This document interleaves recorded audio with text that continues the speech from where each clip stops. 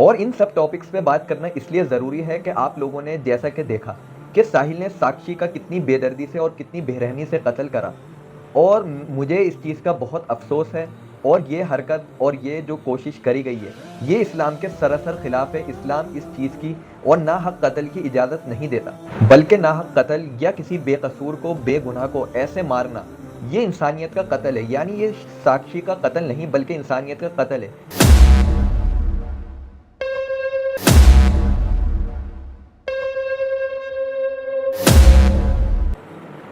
अस्सलामुअलैकुम दोस्तों, पिछली वीडियो में मैंने आपको भगवा लव ट्रैप के मिशन और अपनी कुछ कमी यानी मुसलमानों की कुछ कमियों से रूबरू करवाया था, जिसकी वजह से ये मिशन इतना उरूज पकड़ रहा है। और इस वीडियो में मैं आपको इस भगवा लव ट्रैप से निकलने के कुछ सॉल्यूशंस और इसके अलावा जो और मिशंस आगे आने वाले हैं उनसे कैसे निपटा जाए और उनके लिए क्या तरकीब और तरीका सोचा जाए, उसको बताऊंगा। और इन सब टॉपिक्स पे बात करना इसलिए ज़रूरी है कि आप लोगों ने जैसा कि देखा कि साहिल ने साक्षी का कितनी बेदर्दी से और कितनी बेरहमी से कत्ल करा। और मुझे इस चीज़ का बहुत अफसोस है। और ये हरकत और ये जो कोशिश करी गई है, ये इस्लाम के सरासर खिलाफ है। इस्लाम इस चीज़ की और नाहक कत्ल की इजाज़त नहीं देता, बल्कि नाहक कत्ल या किसी बेकसूर को, बेगुनाह को ऐसे मारना, ये इंसानियत का कत्ल है। यानी ये साक्षी का कत्ल नहीं बल्कि इंसानियत का कत्ल है। ये मैं नहीं बल्कि कुरान कह रहा है। अल्लाह ने कुरान में फरमाया कि अगर किसी ने किसी बेकसूर, बेगुनाह का नाहक कत्ल कर दिया तो उसने गोया पूरी इंसानियत का कत्ल कर दिया। और किसी ने किसी की जान बचा ली तो उसने गोया पूरी इंसानियत की जान बचा ली। तो दोस्तों, मैं आपसे गुजारिश करना चाहूँगा कि आप इस्लामी तालीमात को पढ़ें, इस्लामी एजुकेशन को पढ़ें कि इस्लाम कहते किसे हैं।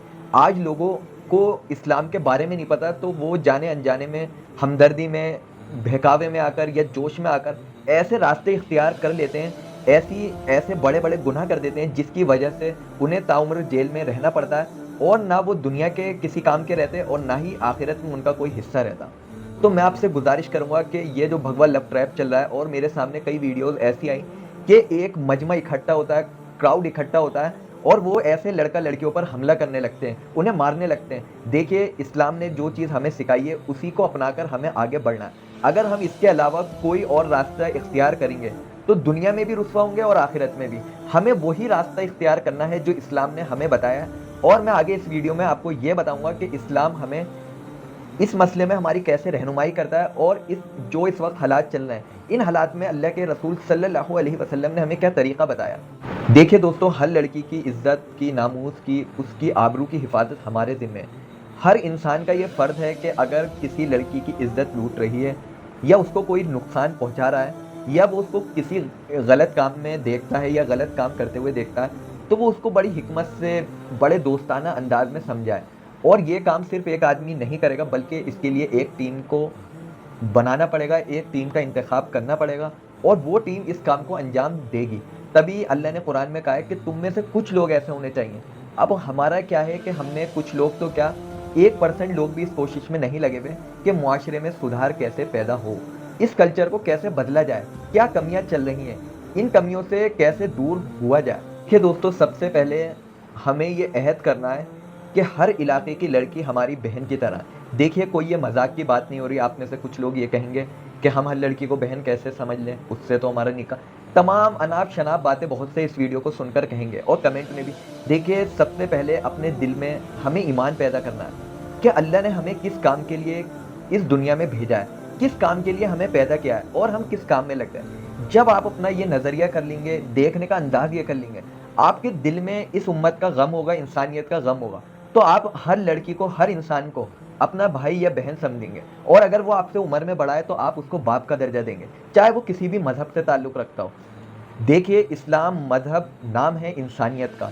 तो हमें सबसे पहले क्या करना है, आप लोग अच्छी तरह जानते हैं कि एक एक इलाके में 10-10 मसाजिद हैं, 20-20 मसाजिद हैं। कुछ शहर ऐसे हैं, सिटीज़ ऐसी हैं जहाँ 100-150 मसाजिद हैं। तो उन मसाजिद में कुछ लोग मिलकर एक दिन ऐसा निकालें, एक वक्त ऐसा निकालें जिसमें वो अल्लाह की रज़ा के लिए बैठें और ये सोचें कि हमारे इलाके में क्या क्या बुराइयाँ फैल रही हैं, जैसे कि बड़ी शादियाँ होना, बड़े घर बनना।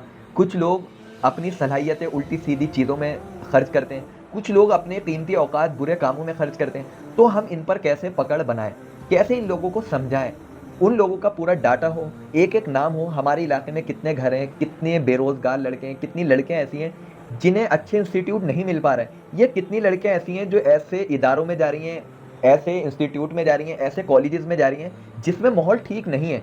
तो उनके लिए हमें एक निज़ाम ऐसा बनाना चाहिए कि सबसे पहले हम उनके घरों पर जाएं, उनके माँ बाप से बात करें, और फिर बात ही ना करें बल्कि तमाम शहर मिलकर, तमाम मसाजिदें मिलकर एक इंस्टीट्यूट ऐसा बनाएं, एक स्कूल ऐसा बनाएं जिसमें इस्लामी तालीमात दी जाए और लोगों को ये बताया जाए, देखिए इस्लामी स्कूल्स ऐसे होते हैं, इस्लाम ऐसे कल्चर को फॉलो करता है, हमारा ऐसा कुछ नहीं है। दोस्तों, जब भी कुछ भी हालात आते हैं, कुछ भी मुसीबतें आती हैं, कुछ भी मसले आते हैं, तो हम क्या कहते हैं, ये हमारी बदअमालियों के नताइज है, ये हमारे बुरे अमाल का नतीजा है। हर कोई ये आम बयानात में कहा जाता है। अब जो आवाम सुनती है उसके फ़ौरन दिमाग में ये बात आती है कि हम नमाज तो पढ़ रहे हैं, बहुत से लोग ये सोचते हैं कि हम नमाज भी पढ़ रहे हैं, रोज़े भी रख रहे हैं और हर साल हज भी कर रहे हैं। अब ये जो हालात आ रहे हैं, ये हमारी आजमाइश हो रही है। और जो बहुत से ऐसे लोग हैं जो इन चीज़ों से भी दूर हैं, वो क्या करते हैं कि हम नमाज पढ़ने लगें, रोज़ा रखने लगें, हज करने लगें तो शायद ये हालात सुधर जाएं। लेकिन कई लोग ये अमाल भी करते हैं, लेकिन उनके हालात में कुछ तब्दीलियां नहीं आती और वो देखते हैं कि वो और ज़्यादा फंसते चले जाते हैं। फिर वो अल्लाह से बदगुमान हो जाते हैं कि पहले तो हम नमाज भी नहीं पढ़ रहे थे, पहले तो हम रोज़ा भी नहीं रखते थे, पहले तो हम हज भी नहीं करते थे, और अब सब कुछ करते हैं लेकिन हमारे हालात बदल नहीं रहे। तो दोस्तों, हालात इसलिए नहीं बदलते कि जब तक हम मुकम्मल दीन को फॉलो नहीं करेंगे, उस दीन को पूरा पूरा फॉलो नहीं करेंगे जो अल्लाह के रसूल सल्लल्लाहु अलैहि वसल्लम हम तक लाए, तो हम ऐसे ही पिटते रहेंगे, ऐसे ही हमारे लिए चालें चलाई जाएंगी, ऐसे ही मिशंस निकाले जाएंगे और हम दिन ब दिन और ज़्यादा तनज़्ज़ुली ज़वाल की तरफ आते रहेंगे। मुझे वो जुमला याद आता है, मुफ्ती तकी उस्मानी साहब दामत बरकातुहू ने अपने एक बयान में कहा कि मेरे वालिद माजिद रहमतुल्लाह अलैह फरमाया करते थे कि बातिल ताकत, काफिर तुम पर कभी गालिब आ ही नहीं सकता, वो कभी उभर ही नहीं सकता।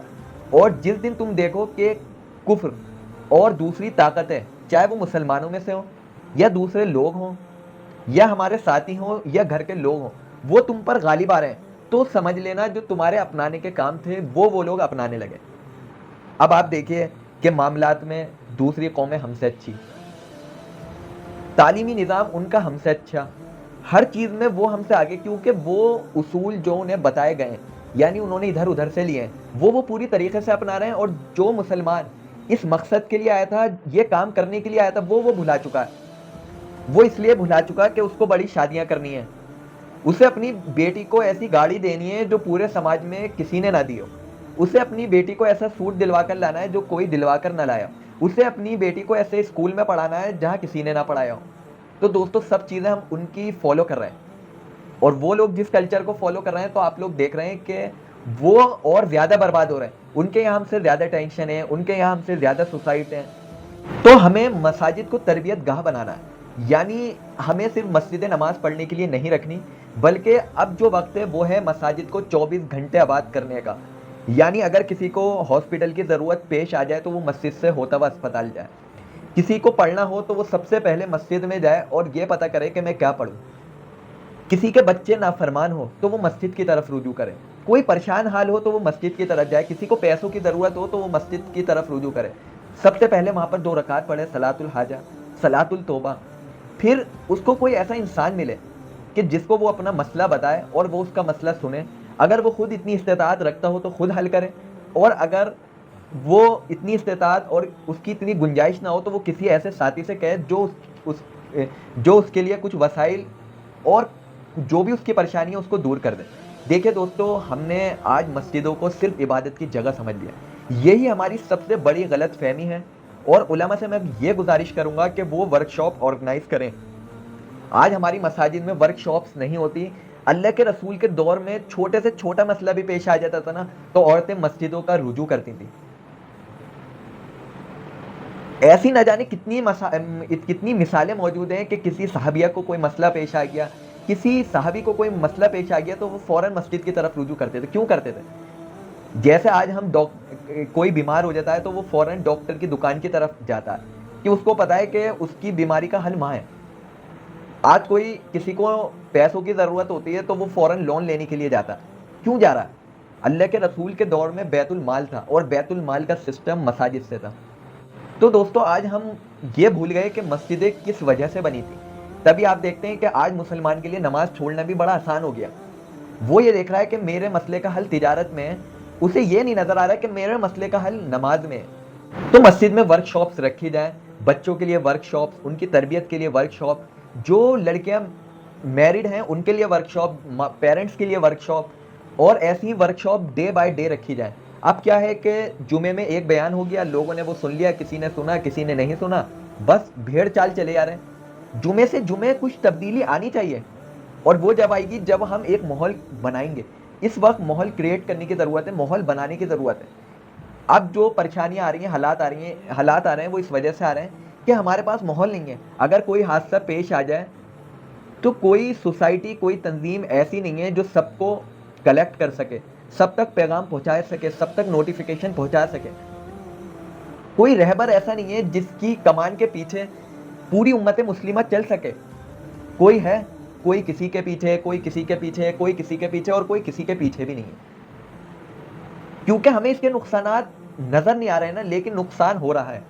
دوستو ایسا نہیں نقصان نہیں ہو رہا ہے، لیکن ہمیں نظر نہیں آ رہا۔ ہمیں سب سے پہلے یہ سمجھنے کی ضرورت ہے کہ اسلامی زندگی ہے کیا، ہمارا رول ماڈل کیا ہے۔ لڑکیوں کو یہ سمجھنے کی ضرورت ہے کہ ہمارا رول ماڈل کیا ہے، یعنی ہمارا رول کیا ہے۔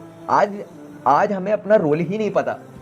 ہم نے یہ سمجھ لیا کہ ہم نماز پڑھ رہے ہیں، روزہ رکھ رہے ہیں، حج کر رہے ہیں، بس یہی کافی ہے، اور یہی اسلام ہے، اور یہی اسلامی زندگی ہے۔ اور کچھ لوگ اس سے ذرا سا آگے بڑھ جاتے ہیں تو وہ تو اپنے آپ کو ولی اللہ، ابدال، قطب سمجھنے لگتے ہیں۔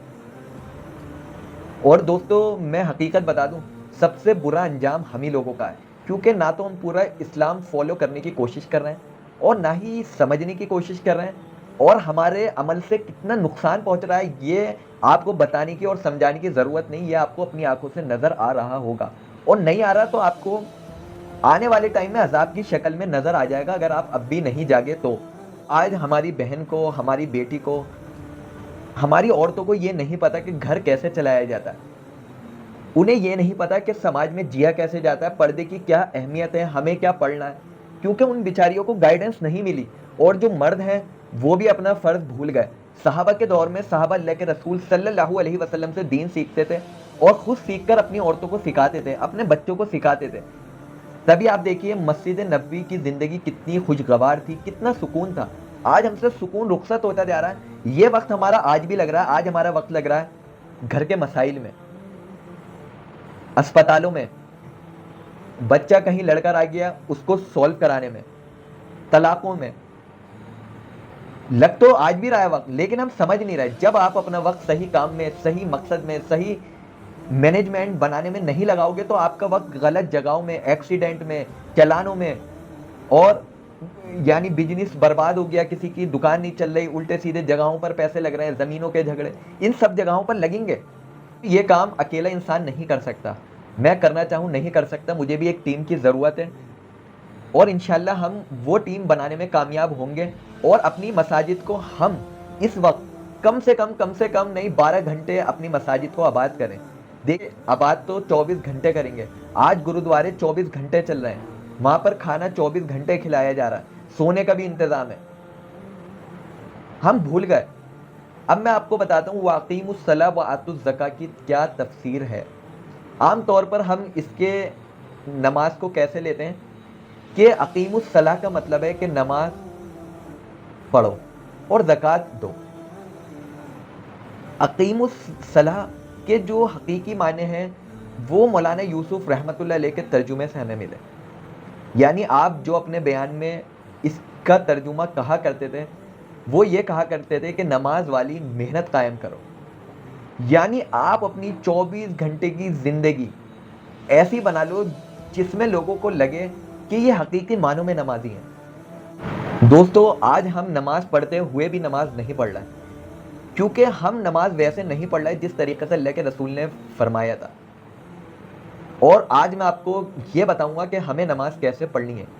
شاہ ولی اللہ محدث دہلوی رحمۃ اللہ علیہ نے وَأَقِیمُوا الصَّلَاةَ وَآتُوا الزَّکَاةَ کی تفسیر میں اپنا قلم توڑ دیا، اور آپ نے کیا لکھا کہ مساجد میں مسافروں کے رہنے کا انتظام ہو، مساجد میں لوگوں کی تربیت کا انتظام ہو، مساجد میں بیماروں کی خیر خواہی مجاز پرسی کا انتظام ہو، مساجد میں اللہ کے رسول کی سنتوں کا تذکرہ ہو۔ اور آپ نے یہ لکھتے لکھتے وہاں پر قلم توڑ دیا کہ جو بھی انسان پورے دین کے تمام شعبے کو مساجد میں لا کر اکٹھا کر دے اس کا نام ہے وَأَقِیمُوا الصَّلَاةَ وَآتُوا الزَّکَاۃَ۔ دوستو آج ہم میں سے ہر انسان چند شعبے اور بہت سا ایک بہت سا دو لے کر چل رہا ہے اور اسی کو ہم پورا دین سمجھ بیٹھے، بلکہ تمام شعبوں کو اکٹھا کر کے چلنے کا نام اسلام ہے، اور جو ان شعبوں کو زندہ کرے گا اسی کا نام مسلمان ہے۔ تو شعبے کیا ہیں؟ سب سے پہلے ایمانیات، پھر عبادات، پھر معاملات، پھر معاشرت، پھر اخلاقیات۔ اب ہمیں ان سب شعبوں کو مساجد میں لا کر اکٹھا کرنا ہے۔ ہمیں لوگوں کو سب سے پہلے ایمان سکھانا ہے، پھر انہیں عبادت سکھانی ہے، پھر انہیں معاملات سکھانے ہیں، پھر انہیں معاشرت سکھانی ہے، پھر انہیں اخلاق سکھانے ہیں۔ دوستو آج لوگ صرف عبادت پر ہی تو اکٹھا ہیں اور بہت سے تھوڑا بہت ایمان بھی جانتے ہیں، اس کے علاوہ معاملات میں کورے ہیں، معاشرت تو جانتے ہی نہیں، اخلاق نام کی تو کوئی چیز ہی نہیں ہے۔ دوستو آج ہم ایسی قوم بن گئے اور اس چیز میں ہم مشہور ہو گئے کہ ہم لذتوں والے کھانے پسند کرتے ہیں، ہم ایک سے ایک کپڑا پہننا پسند کرتے ہیں، ہم بڑے سے بڑا مکان بنانا پسند کرتے ہیں، ہماری باراتیں بھی ایسی ہوتی ہیں جیسے غیروں کی ہے، ہمارے گھرانے بھی اسی رسم و رواج پر چلتے ہیں جیسے دوسرے لوگ چلتے ہیں۔ تو ہمارے ساتھ بھی اللہ وہی سلوک کر رہا ہے جو اللہ کو دوسری قوموں کے ساتھ کرنا تھا، جو باطل پوجا کرنے والے تھے، جو شیطان کی نصیحت پر چلنے والے تھے، آج وہی عذاب ہمیں مل رہا ہے اور ہم یہ سوچ ہی نہیں رہے کہ یہ ہماری بدعمالیوں کا صلہ ہے، ہم یہ سوچ ہی نہیں رہے۔ اور جو لوگ اب بھی اپنی آنکھیں نہیں کھول رہے ہیں نا، تو اللہ انہیں دنیا اور آخرت میں دونوں جگہ رسوا کر کر رکھ دے گا۔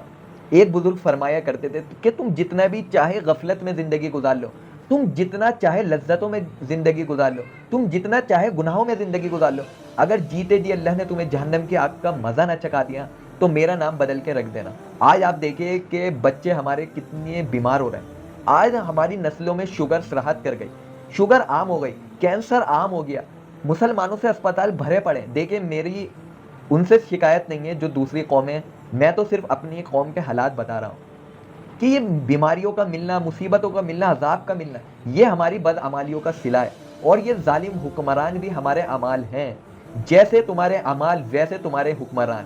تم اپنے اعمال ٹھیک کر لو، میں تمہارے حکمران ٹھیک کر لوں گا، تم خود بدل جاؤ، میں تمہارے حالات بدل دوں گا۔ دوستو باطل ہمیں نقصان پہنچا ہی نہیں سکتا، اگر وہ ہمیں نقصان پہنچا رہا ہے تو یہ ہمارے برے اعمال کی وجہ سے پہنچا رہا۔ جس دن ہم اپنی مساجد کو آباد کر لیں گے اس دن اللہ اس ملک کو، ہمارے معاشرے کو، ہمارے سماج کو، ہمارے لوگوں کو سکون سے آباد کر دے گا، غنی کر دے گا، پریشانیوں سے نجات دے دے گا۔ دوستو سب سے پہلے ہمیں مسجد کو آباد کرنا ہے اور اس کو ایسے چلانا ہے جیسے کہ اللہ کے رسول صلی اللہ علیہ وسلم ہمیں بتا کر گئے۔ ایک ایک سنت کی پابندی خود بھی کرنی ہے، اپنے گھر والوں کو بھی کروانی ہے، اپنی زندگی میں حقیقی اسلام کو لانا ہے۔ جب صحابہ اللہ کے رسول صلی اللہ علیہ وسلم کے لائے ہوئے دین پر چلے تو اللہ نے اونٹ والوں سے حکومت کروائی۔ اب آپ کہیں گے اونٹ والا کیسے کہہ دیا؟ حضرت عمر بن خطاب رضی اللہ عنہ ایک مرتبہ ایک وادی سے گزر رہے تھے، پہاڑوں سے گزر رہے تھے، آپ ایک جگہ پر رک گئے، آپ کے جو پیچھے لاؤ لشکر چل رہا تھا اس میں سے ایک صحابی نکل کر آئے اور فرمایا امیر المومنین آپ اس جگہ پر کیوں رک گئے؟ حضرت عمر رضی اللہ عنہ نے فرمایا کہ میرے بھائی میں یہاں پر پہلے بھی آیا کرتا تھا اونٹ چرانے کے لیے، اور جب میں واپس شام میں گھر جایا کرتا تھا تو میرے والد خطاب مجھ سے فرمایا کرتے تھے کہ اے عمر تو اونٹ چرانا بھی ٹھیک سے نہیں جانتا، تو دنیا میں کرے گا کیا؟ اور آج اس اسلام کی برکت سے، اس دین کی برکت سے، اس ایمان کی برکت سے اللہ اس عمر سے حکومت کروا رہا۔ حضرت عمر کی آدھی دنیا پر حکومت تھی، 22 لاکھ مربع میل کی سلطنت تھی آپ کی، اور آپ کی زندگی کیسی تھی؟ بڑی سادگی بھری، بڑی قربانی والی، پیوند کے کپڑوں میں بیت المقدس فتح کر لیا۔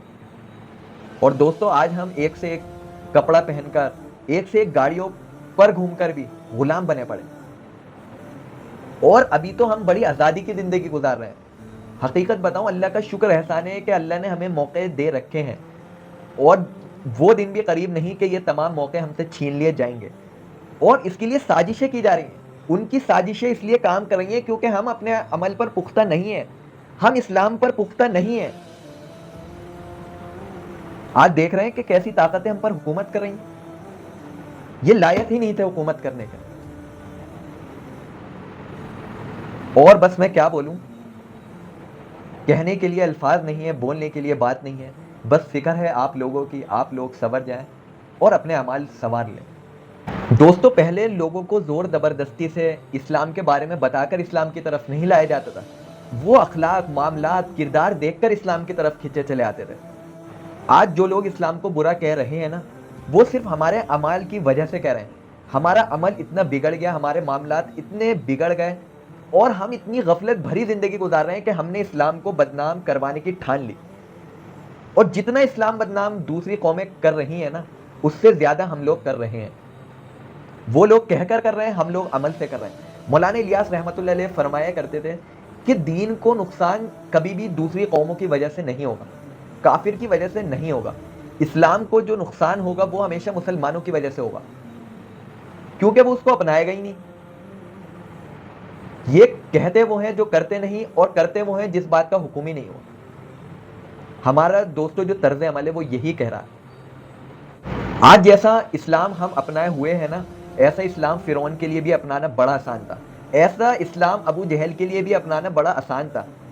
نماز بھی ہم دنیا دکھاوے کے لیے پڑھ رہے ہیں، اور دنیا دکھاوے کی میں اس لیے کہہ رہا ہوں، جیسی نمازیں ہم پڑھ رہے ہیں یہ نماز ہمیں بدل نہیں رہی، تو اس کا مطلب وہ خلوص، وہ اخلاص، وہ توجہ، وہ شذو خضوع ہماری نماز کے اندر نہیں ہے۔ اور یہ کیسے پتہ لگتا ہے کہ ہم صرف مسجد میں تو مسلمان نظر آتے ہیں، لیکن آپ ہمارے گھر دیکھیں گے تو ایک سے ایک ٹائلس لگی ہوئی ہوں گی۔ پڑوسی کے حقوق ہم بھول چکے ہیں، ہمیں پتہ ہی نہیں کہ پڑوسی کس حال میں رہ رہا ہے، اس کے پاس کھانے کے لیے ہے یا نہیں، اس کی بچی پریشان تو نہیں ہے، اس کی بچی کے رشتے نہیں ہو رہے، کس وجہ سے نہیں ہو رہا ہے، اور ہم کیا تعاون کر سکتے ہیں۔ کتنے بچے ایسے ہیں جنہیں صحیح سے ایجوکیشن اس وجہ سے نہیں مل پا رہی کہ ان کے ماں باپ کے پاس کاپی پینسل خریدنے کے پیسے نہیں ہیں۔ ہمیں یہ نہیں پتا کہ ہماری گلی میں، ہمارے محلے میں، ہمارے علاقے میں کتنے لوگ بے روزگار ہیں جنہیں ہم روزگار دے سکتے ہیں، جن کے لیے ہم جن کے روزگار لگوانے کے لیے ہم کوششیں کر سکتے ہیں، ہمیں نہیں پتا۔ کتنے لوگ ایسے ہیں جو نمازیں چھوڑ رہے ہیں، اور نمازیں کس وجہ سے چھوڑ رہے ہیں، کبھی ہم نے جاننے کی کوشش کری؟ دوستوں، نہ میں نے جاننے کی کوشش کری اور نہ آپ نے۔ ہمیں ان سب چیزوں پر آنا پڑے گا، تبھی ہم اسلام کے سچے ترجمان بنیں گے، اور ہمارے عمل سے لوگوں کو پتہ لگے گا کہ اسلام ہر کسی کی خیر خواہی کا نام ہے، ہر تنگ دل کی تنگ دلی دور کرنے کا نام ہے۔ اور دوستو، اگر اسلام کو ہم نے اپنا نہیں بنایا تو حضرت عمر رضی اللہ عنہ کا وہ جملہ کہ جب سے ہم نے اسلام کو اپنا بنایا ہے تو اسلام نے ہمیں اپنا بنایا ہے، اور پھر حضرت عمر نے فرمایا، اور اس اسلام سے پھر ہمیں کیا ملا کہ اس اسلام کی بدولت، اس اسلامی اور ایمانی زندگی کی بدولت اللہ نے ہمیں حکومتیں دی، اللہ نے ہمیں عزت اور شہرت دی، اللہ نے ہمیں دنیا میں کامیاب بنا کر رکھ دیا۔ اگلی بات آپ نے کیا فرمائی؟ جو اسلامی اور ایمانی زندگی چھوڑ کر کہیں اور کسی اور جگہ، کسی اور کام میں، کسی اور چیز میں اپنی عزت اور اپنا سکون تلاش کرے گا، اللہ اسے دنیا میں ذلیل و رسوا کر کے رکھ دے گا۔ آج جو ہم ذلیل و رسوا ہوئے پڑے ہیں نا، جگہ جگہ پٹ رہے ہیں، جگہ جگہ کٹ رہے ہیں، اس کی سب سے بڑی وجہ یہ ہے کہ نہ تو ہم نے اسلامی زندگی کو اپنایا، نہ اسلام کو اپنا بنایا، پھر اسلام نے بھی ہمیں اپنا نہیں بنایا۔ دوستو، مسلمان کا امن سلامتی اور اس کی حفاظت دین کی بقا میں ہے، دین کی حفاظت میں ہے۔ جب تک مسلمان دین کی حفاظت میں کمر بستہ تھا تو اللہ بھی اس کی حفاظت پر مامور تھا، اللہ نے فرشتے مامور کر رکھے تھے، اور جس دن اس نے دین کی حفاظت کرنا چھوڑ دی، اسلام کے بارے میں سوچنا چھوڑ دیا، اپنے ماحول سے، اپنے گھرانے سے دین کو نکال دیا، تو اللہ نے بھی اس کو ذلیل و رسوا کر کے رکھ دیا۔ اب دوستو، ہمیں ایک اچھا پلیٹ فارم بنانے کی ضرورت ہے، ایسا پلیٹ فارم جسے ہم لوگوں کو دکھا سکیں کہ یہ ہے حقیقی معنوں میں اسلام، کہ ہمارا عمل ہمارے اسلام کی ترجمانی کرے، ہمارے معاملات اسلام کی ترجمانی کریں۔ تو انشاءاللہ پھر ملتے ہیں۔ السلام علیکم۔